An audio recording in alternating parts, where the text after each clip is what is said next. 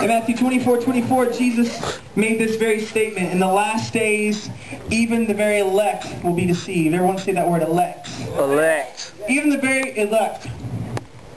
Let's read the pick here. The word elect is derived from the Hebrew word bachir. Everyone say bachir. Bachir. Bachir means chosen.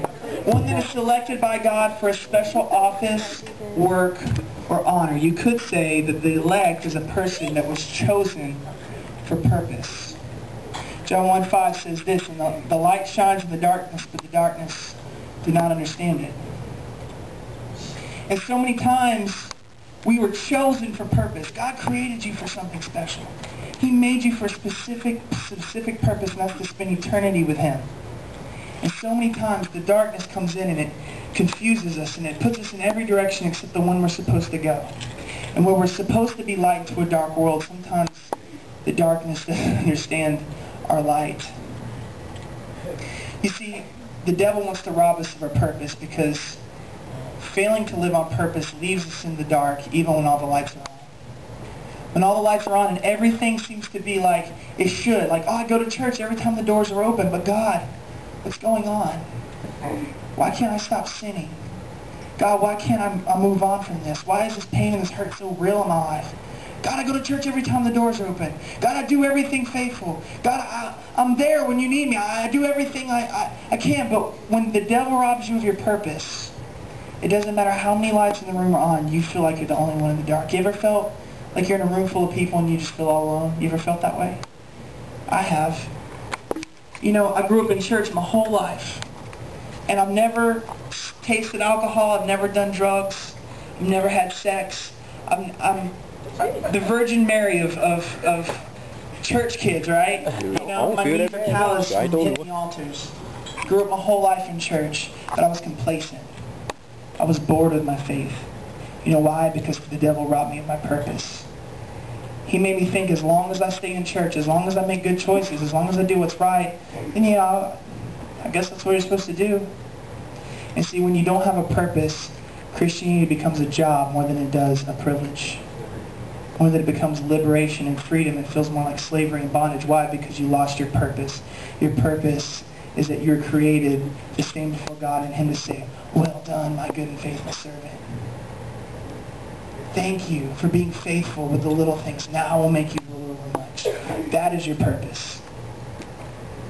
And so one day I have to stand before God.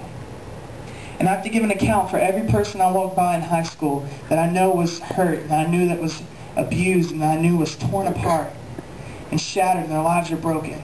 I know I'm going to have to walk by that girl that I know the party the weekend before she was taken advantage of. I heard the rumors. I knew the story. I did nothing to reach out to her. I'm going to have to give an account for the people that I knew would listen to me if I spoke, but I didn't say anything, and I knew they went out every single weekend and drank and abused. I'm going to have to give an account for those people. My purpose is not in where a person goes, but it's in the opportunity I give them. So I never want to be said that I've never given anyone an opportunity to find their purpose. You have something great birthed inside of you. You have something amazing in you.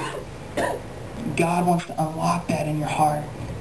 He wants you to know how much He loves you. He loves you so, so much. At this time, I'm going to ask a man who walks in his purpose, who walks in his faith. He has a story he wants to share with you. His name is Dustin Allen. We call him Rick Pino. I'm going to give him a hand. Everybody, like you said, my name is Dustin, but everybody calls me Pino. I'm from the town of Farmerville, which is about 15 minutes down the road. Yeah. Man, I could get up here and I was sitting there and I was like, man, what am I going to say? And I could get up here and say all the things that I used to do. I can tell you about how I used to be in this life. I can tell you how the things that the devil used to have on control of me. But instead, I want to sit here and tell you the things that God has taken me out of. I no longer live in that fear and that bondage.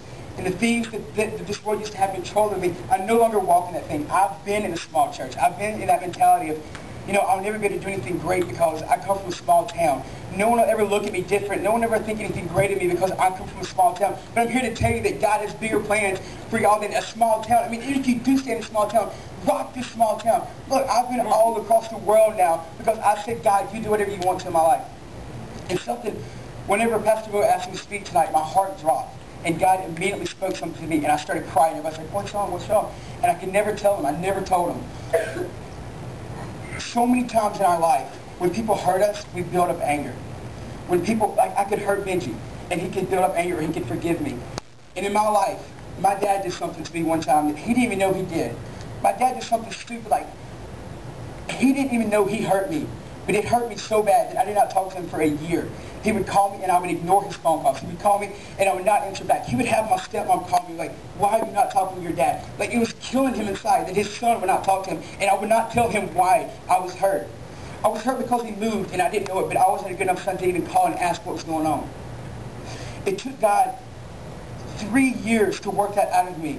And some of you right here, you need to go home right now. You need to leave as soon as you leave and call your parents. You need to go, Mom, I'm sorry. Dad, I'm sorry. But me, I need to go to my dad and say, Dad, please forgive me for hurting you. Some of us not, instead of asking them to you need to be apologized, you need to apologize to your parents. If someone's hurt you, even ask them for apology for holding that grudge, because it's still us. And if we don't do it now, there's going to be a time when it's going to be too late to apologize. This is called too late to apologize.